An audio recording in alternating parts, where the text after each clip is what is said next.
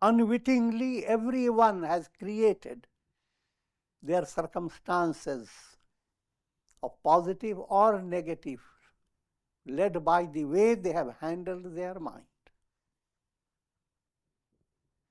If that is not so, God will be considered partial, limited, and very crooked.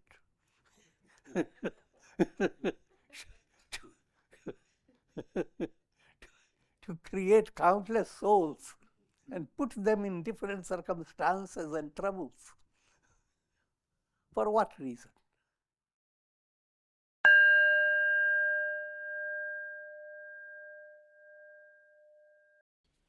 Om Purnamadaha Purnamidam Purnat Purnamudachyate Purnasya Purnamadaya Purnamevavashishyate Om Shanti Shanti Shanti. Om Brahmanandam Paramasukadam Kevalam Dhyanamurtim Dvandvatitam Gagan Sadrisham Tattvamasyaadilaksham Ekam Nityam Vimalamachalam Sarvadhi Sakshibhutam Bhavatitam Trigunarahitam Sadgurum Tam Namami. Om. Adorations to Sadguru, who is Brahman, the giver of supreme bliss, embodiment of pure consciousness, one without a second, vast as the ether, infinite, eternal, beyond the three gunas and their modifications, the supreme preceptor. Yoga Vasistha, Sthiti Prakarana, section 54. Says Dashura imparts the spiritual teachings to his dear disciple. That parable or story we have told before, how sage Dashura, from his very childhood, was spiritually inclined, and he followed his father's footsteps. His father and mother both passed away. He became exceedingly afflicted with grief, and led by spiritual guidance, he practiced intense austerity and meditation.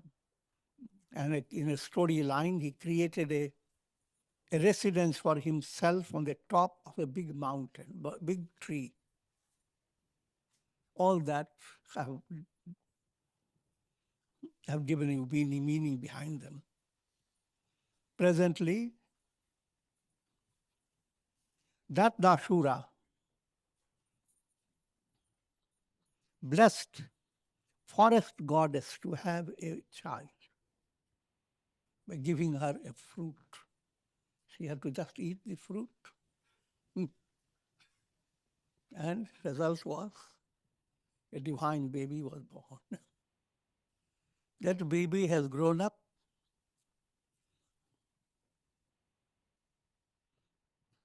and is receiving teachings from sage Dashura. But instead of focusing on all these details, just now focus on the teachings of Vedanta. In a storyline, while Dashura is giving the teachings, sage Vasistha, who happens to pass through that, overheard the teaching. And he is relating to Rama. See, all this is brought fascinatingly so that you become more entangled and more interested. The art of telling a story. The art of conveying the wisdom through outfoxing the mind. Mind likes to hear stories. It likes to resolve the problems of the stories, holds on to those data. But through those stories, sage Vasistha brings out a profound spiritual movement leading to liberation. Sage Dashura continued, O child, the self is of the nature of pure existence and infinity. Pure existence is absolute Sat, Sanskrit word Sat. Satyam eva jayate. Truth alone triumphs. That truth is, brief term is Sat. Also translated as pure absolute existence. Therefore, when you come together to gain insight into goal of life, into philosophy, in profound philosophy, that coming together is Sat Sangha. Sat. When you conduct yourself for spiritual evolution, conduct is called Achar. Now it is called Sat Achar. When your thinking leads you to God realization, it's that thinking process called Sat Vichar.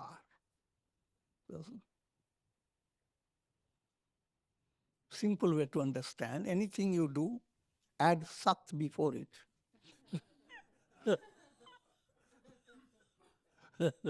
He reminds you the ultimate goal is Sat.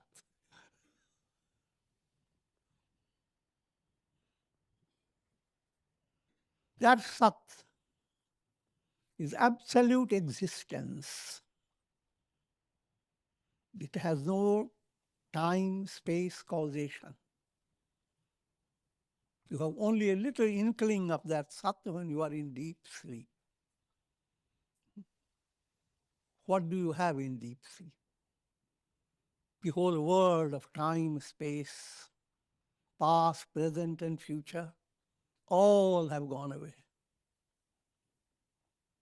And you are not really missing anything. That means, therefore, the real you does not depend upon this world. It is not confined to the world. The real you remains untouched by all the world that your mind goes after. And yet, amazingly, it's not easy to shake off this world of illusion. Really you are that. But somehow, and that what you are is the source of all your joy and happiness. And the greatest target in your life is to attain that realization, I am Sat. What you are is the source of all love and joy. And yet, instead of looking for who am I, people go after what is mine. And also the I goes into illusion. First I is your own body. But this is not the real I. Because in deep sleep, body goes away. Don't take it literal, it doesn't go anywhere else.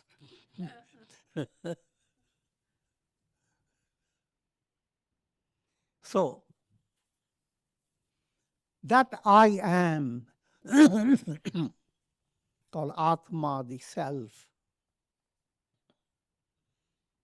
is of the nature of pure existence and infinity, implying Purnam, Purnamada, full, full in a profound way. And already the scriptures have defined that full in the peace chants. Purnamadaha Purnamidam. That's full. All that comes from full. How does it come?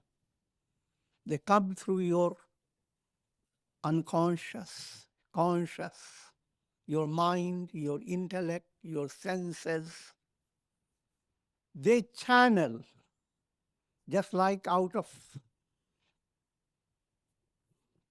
cosmic energy, you channel the energy through your iPad, through your computer, and how many informations, millions of data come into your fingertips.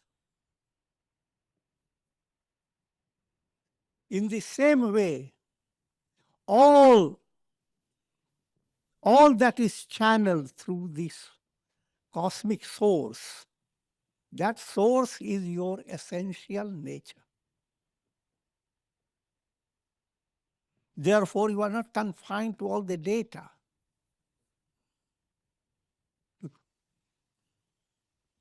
You are that reality. And that is full. All that has come out essentially of the nature of that full. To human mind and senses, objects may seem to be of different qualities and characteristics. But from a broad point of view, all is the same awareness, consciousness in different aspects. For very easy understanding, when you are dreaming, dream world is full of multiplicity, lots of things. There is sky, there is earth, there is past, there is future, there is a whole setup of your circumstances. But all that is you, even a little scorpion in your dream. You referring to your consciousness. Nothing changes. But within yourself, in your own consciousness, all that has developed, just like within your iPad, so many things there. So staying with the iPad is bad. Get out of the pad and realize I am, that am I, that I am. That's the big riddle that one has to understand and solve.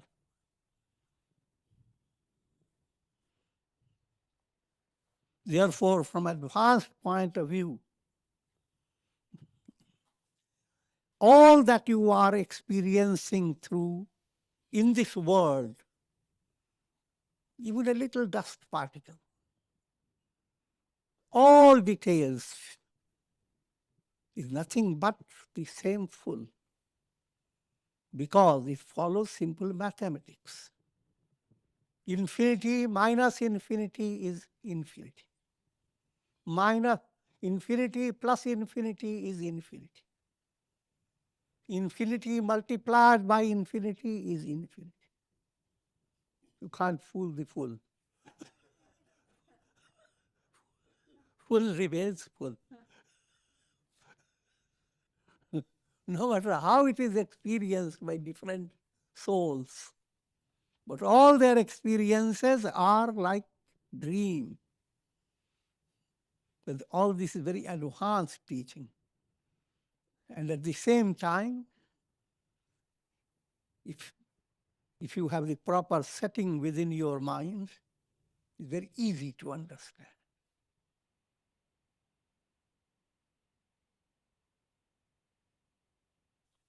It is devoid of differentiations of inside and outside. To understand in a simple way, you are watching a cinema show. Before the show has started, you are just looking at the screen.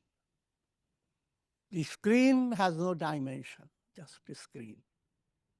Once the projection starts, now the screen moves away from your attention. Now what you are seeing, story moves on, which has a past, present, and future. In that story, the story when you see that certain things are in, certain things are out, some things are up, some things are down, some things are buried, some things are open, something is in suspense, and something is for sixth sense.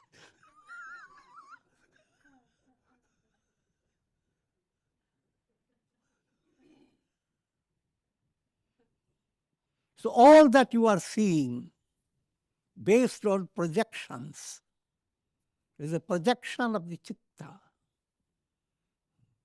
The Chitta evolves out of same screen. In the actual show, it's a different matter. There is another source to project, but that's figurative. You cannot bring actual comparison. But from a profound point of view, the very same screen has the power to create projection process. Now, therefore, when you are involved with projection, you are dealing with all time, space, causation. All these are your realities. And that's where your story finds suspense and all details. But when you move away from projection, if you could drop the entire projecting process, then pure screen. That screen remains untainted by all that has been projected upon. That screen is your pure consciousness. That's what I explained to you in deep sleep. What happens? All projections move away to a very great extent. And then there is nothing. Nothing can be described in the terms of time, space, causation. So there is neither internal nor external. Let me give you profounder terminology. All your experiences when you watch the show, based on projection, they are called bhava pratyaya. Projection that is creating the illusion of the world of time and space. And dropping the entire projection is the pratyaya bhava. This whole projection process, you move it away. Then what is there? There's just nothing but the screen. Same applies to in every person. Your essential nature is pure screen. And what is your essential nature? Is essential nature of all. Because even the experience that you have about I am and there are countless people, all that comes through your mind. You must realize that. So you are still speaking language of projection. The highest attainment is moving away from the entire projection If projection were to disappear, then that's the reality. But whether projection appears or disappears, projection is not reality. Whether mirage appears before your eyes and or doesn't, the mirage never existed.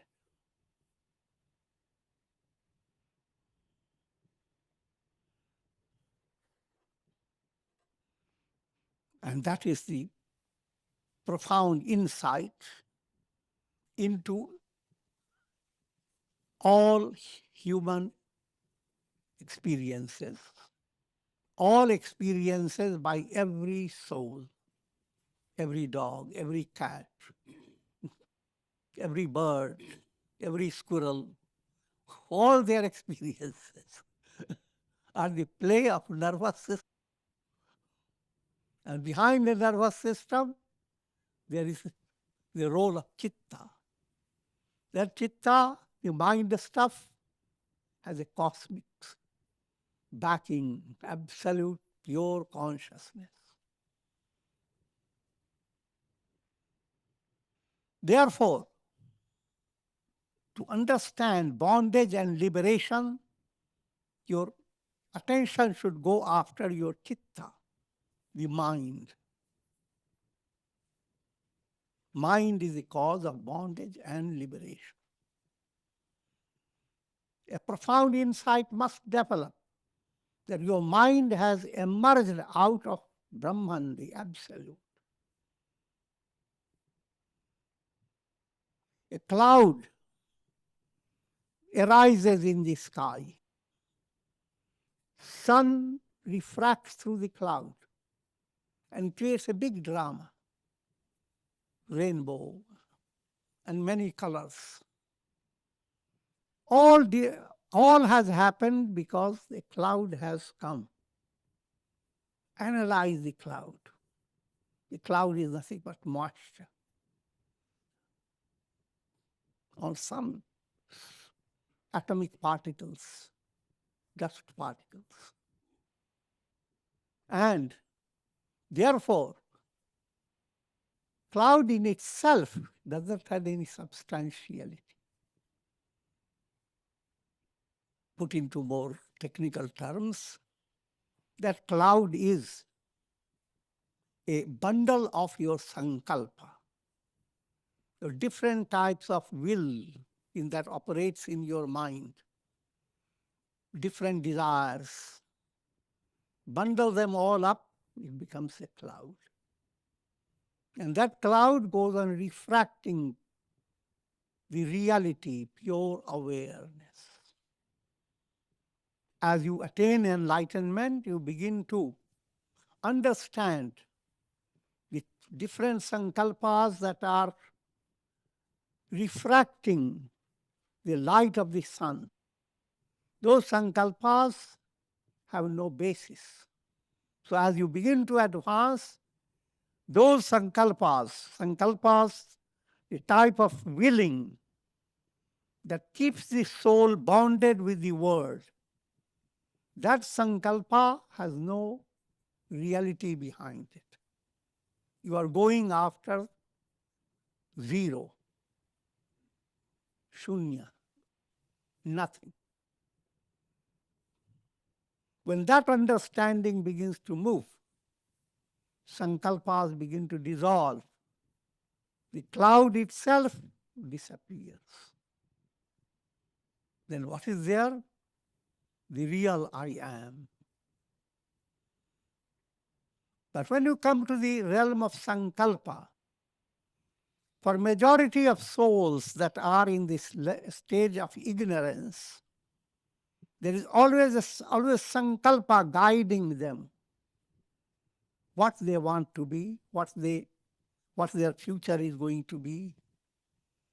Behind that, no two souls have the same sankalpa, different variations, led by their karmas. Just as water vapor condenses into dark clouds, even so, when this subtle tendency of externalization assumes the form of dark clouds of Sankalpa. The firmament of the mind becomes overcast with those clouds. The soul in man develops the erroneous notion that the objects of the world are different from the soul. Idea develops, the objects are different from you. And therefore, another illusion, if you possess some objects are likable, some are dislikable, some are problematic. And now, therefore, there is a constant effort to bring the objects to yourself. But while in the practical world it seems perfectly normal, from profounder point of view, it's just like in dream. You desire to have possessions.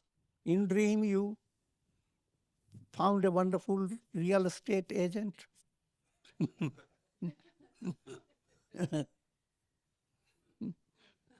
Borrowed money and quickly built up a wonderful palace. But all that of your dream is nothing but your own self, your own consciousness. In the state of absence of enlightenment, Sankalpa operates to keep the soul confined to the world of time, space, causation. And that's the type everybody likes it. You like to have a dream before you. And very philosophical insight is presented. I have, people say, my dream has been fulfilled. But they don't realize what they are saying.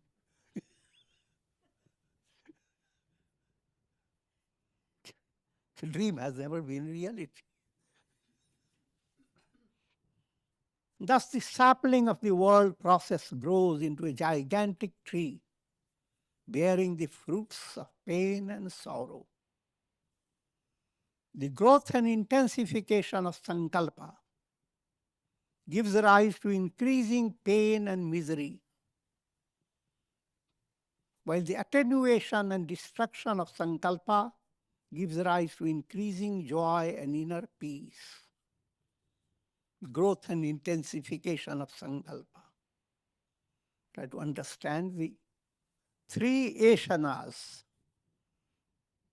three types of pursuits every soul gets involved in. One is called putreshana, allow your family life to evolve out of you. Have sons, daughters, have a good family. That's how every soul finds a normal setup to be secure. But next aspect, vitteshana, have to have a lot of money to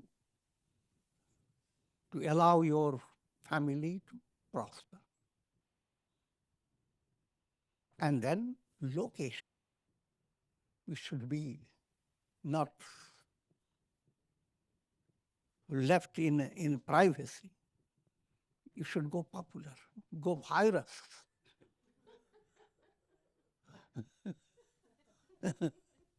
And when you have all the three fulfilled, you become an ideal person to be talked about, what a successful person. And countless personalities who have, to the masses, who attain tremendous heights of glory. Where are they? You can count the dust particles in a desert. But you can't count all the jivas, all the souls, and how much they have done in millions of years. And all that we are talking about go back to million years. And if you could visualize or have the information of all things, it is here and now.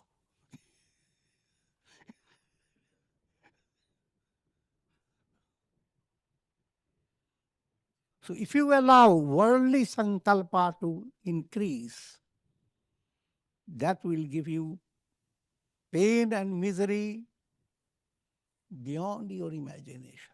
One life is itself not ordinary. No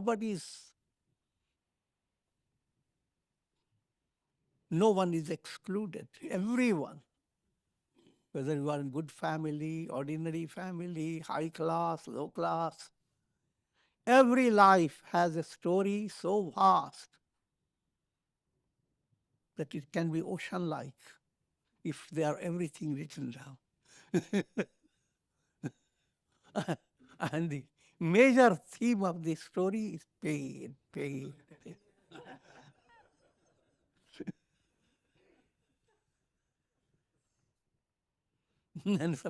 And imagine the same repeating from life to life to life. Therefore, with profounder understanding led by satsanga and purity of heart done by your good deeds, one develops sat sankalpa, not sankalpa just to come back into the world, but sat sankalpa, the will. May I realize who am I? That I am is the absolute. May I attain liberation. May I attain kingdom of heaven, speak in another language.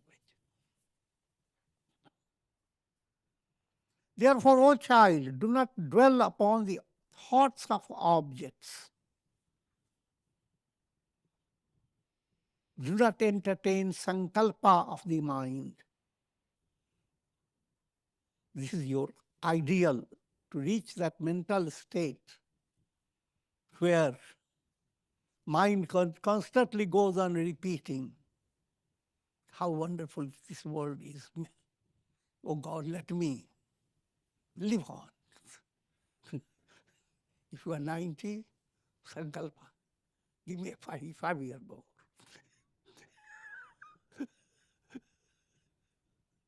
If you are more generous, give me 10 years. If you read the scriptures, oh, why not give me immortality?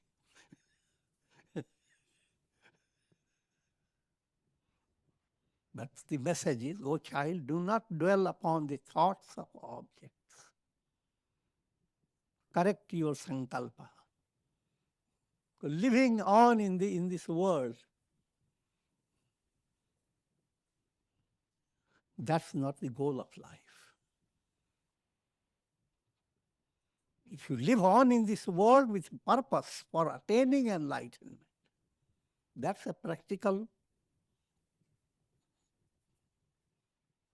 very practical and commendable. Do not live in the memories of the past. These are big drawbacks. When you go on reciting your own history and modifying it,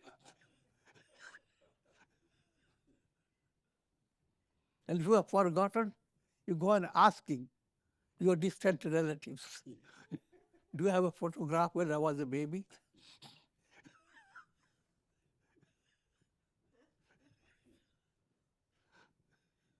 So this mind becomes so involved in your own story. But that's a big mistake, because you are intensifying the illusory ego in you is practicing austerity. It is becoming more and more intensified as a result of repeated thinking in a particular direction. You think positively, positive becomes powerful.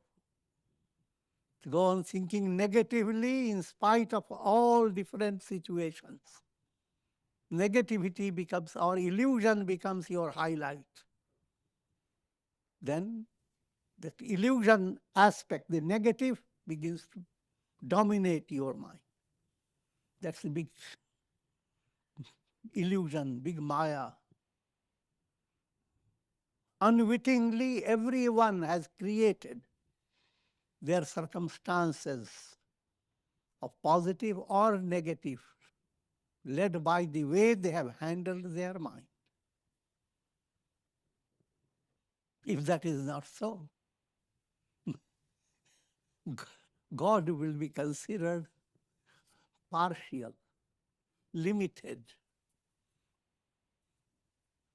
and very crooked.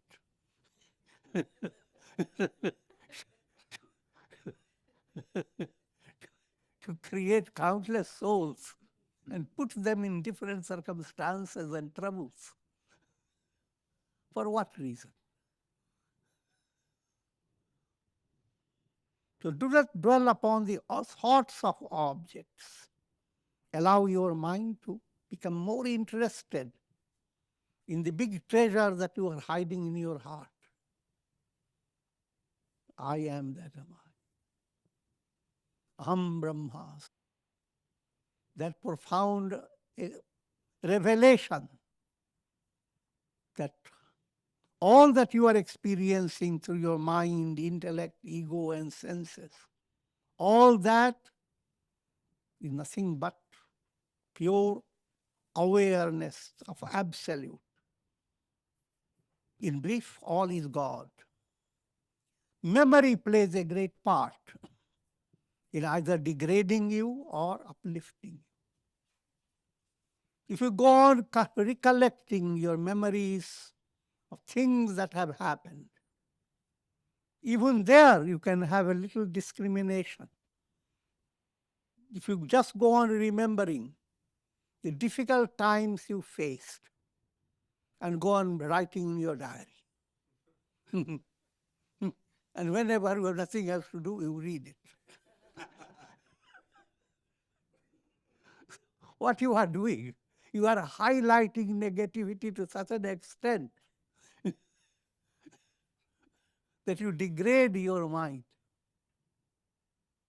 On the other hand, look back with a sensitive mind, how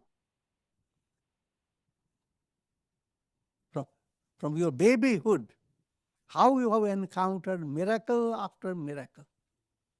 You had no teeth. Teeth began to emerge. Was that a miracle? A joke.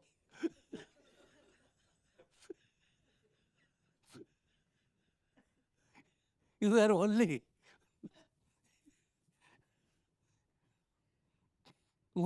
a pocket size addition.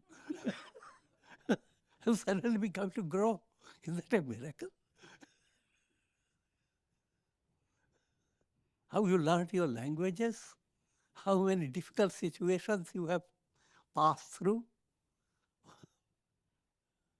Such divine hand has guided you. If you could remember these, you are in a much better state. Positive thinking. But if you go further, to understand what is behind all the show that you are having in the world, all your experiences are very similar to what your iPad does to you, brings to you from Google lots of things, millions of things, right in your hand, just fingertips. If that can do that, imagine this is God created iPad. soul equipped with a subtle iPad. That soul now is facing a type of experience that can be defined in terms of world within world, countless world systems. Try to understand, therefore, led by scriptural teachings, guidance of Guru, and your sadhana in daily life. Allow your mind to understand that this world is permeated by Satchidananda, existence, consciousness, and bliss absolute. If you don't go too high, this world is permeated by glory of God.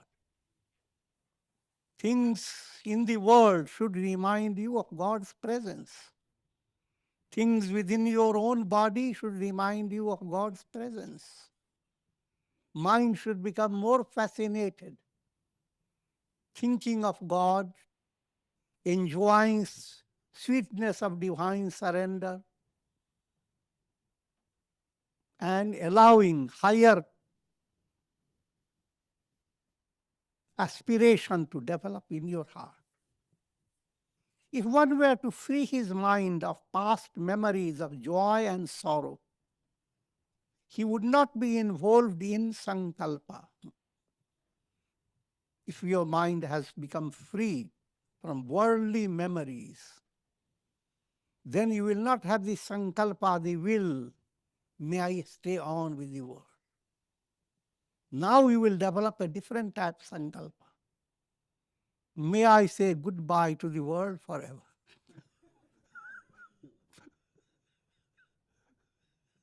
May I not come back into the world and go on with reincarnation again and again.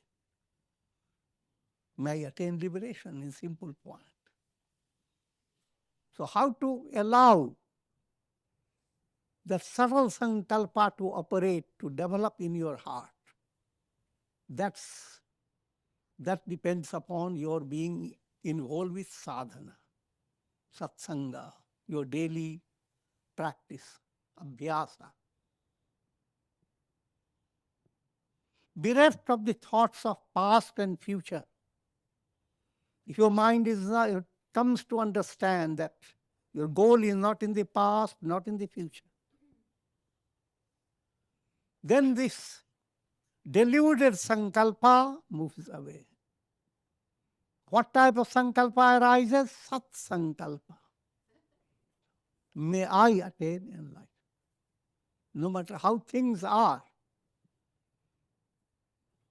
for deeper understanding must realize while you are taught all this, the message is not that you should become abruptly disconnected from the world. The world and how we should handle it, that must go on with profound artistry, skill in action. It is by doing so you have the possibility of rise beyond it. This world-related sankalpa is the greatest enemy of the soul. There is no special effort needed in destroying this powerful enemy. There is some effort involved in crushing the tender petals of a flower between one's fingers. But there is absolutely no effort involved in destroying the sankalpa of the mind. What does that imply? When you move away from your dream to waking, it is even simpler than breaking a leaf, a petal, tender petal. Because even while you are breaking a tender petal, there is something external. You are touching the petal, you are using your fingertips. But moving away from dream to waking, is even more spontaneous, simpler, effortless than plucking a flower. Figure that out. Experiment it. How smoothly you are going to get into a big dream. How smoothly you come out of it. You don't see any petals falling down.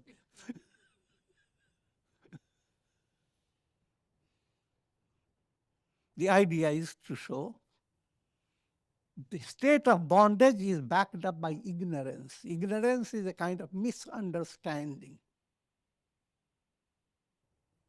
When misunderstanding is destroyed, you don't see the body of the misunderstanding dying dead.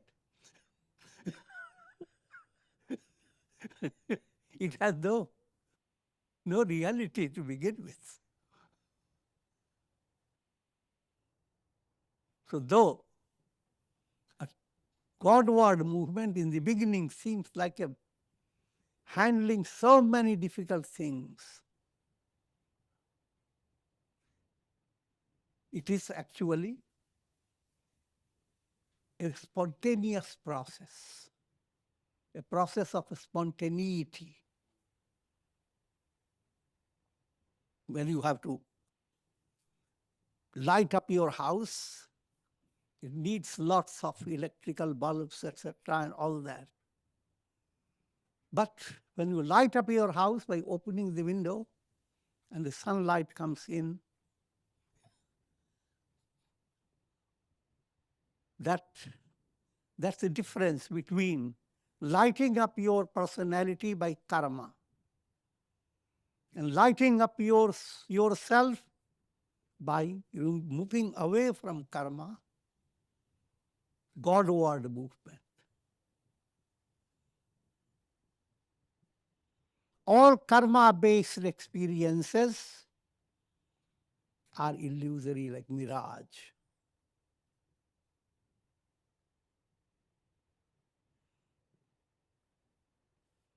Instead of entertaining thoughts of the world, let your mind entertain the thought of Brahman. Now that's where, here we are talking on the very advanced stage of wisdom. Your goal is allow your mind to work upon who am I. And the Vedas have given 4 great utterances to handle that I am project. Firstly, Prajnanam Brahma. Brahman, the absolute reality, is pure awareness. So relax your mind and try to understand awareness. If mind relaxes, if mind thinks and gets involved with the stress in studying awareness, beware. That understanding is not real. You understand the role of awareness as the mind becomes calmer and calmer. And then that mind begins to understand awareness.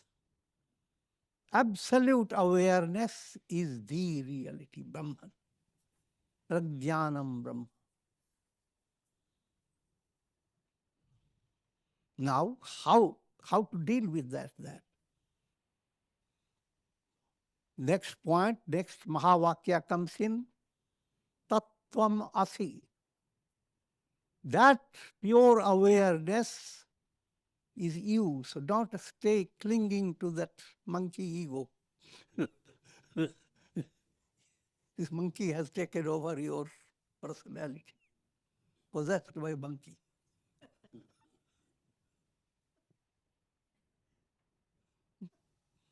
In fact, ego is a donkey.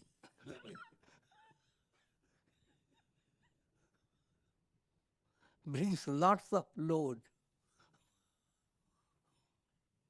meaningless.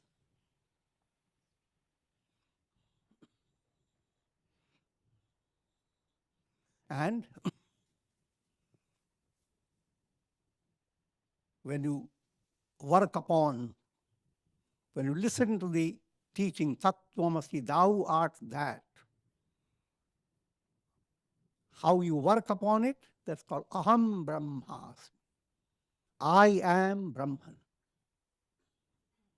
And ultimately, the fourth, I am Atma Brahman. You realize the truth about it. It's no longer an instruction. You realize this very awareness in you that has made you go after all this is in reality the I am. A reflected sun comes to realize, first to seize its own predicament, a reflected sun in a jar of water. Every day, every moment, it has to suffer. Lots of challenges. If reflected sun were to raise its head and look at countless reflected suns and set up certain relation nearby, mama, dada, papa, and so forth. Imagine the world of reflected suns, countless. But subtle message that Brahman is the sun. And that Brahman you are, Tattvamasi. And the reflected sun has this sadhana, Aham Brahmas. I am Brahman. And realization, I am the sun. The sun alone is. The whole movement is a revelation of the truth. It's a matter of understanding. You are not building up buildings, you are not making machines. Whole process is a matter of profound understanding. And with this, I'm concluding. Om Purnamadaha Purnamidam Purnat Purnamudachyate Purnasya Purnamadaya Purnamevavashishyate Om Shanti Shanti Shanti